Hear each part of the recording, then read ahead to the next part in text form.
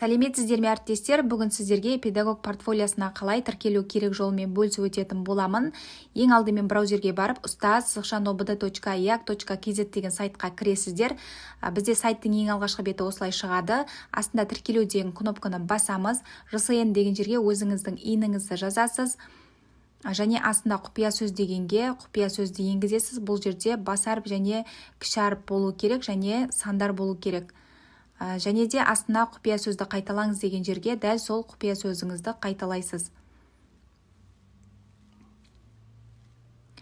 Сосын астында электронды почтаңызды енгізесіз және роль деген жерге, егер басшы болсаңыз басшыны таңдайсыз, қызметкер болсаңыз қызметкер таңдайсыз.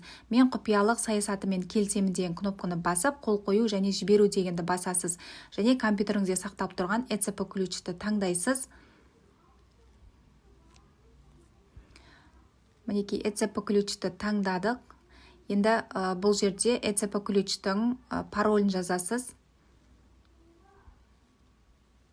Және отправить дегенді басасыз.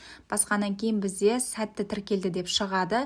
Енді кіруді басып, өзіңіздің иніңізді және жаңағы тіркелген құпия сөзіңізді жазып, кіру батырмасын басасыз.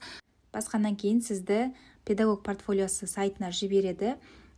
Осы жердегі мәліметтерді ары қарай толықтырып алсаңыздар болады. Пайдаңызға жарасын, әріптестеріңізбен бөлісе отырыңыздар.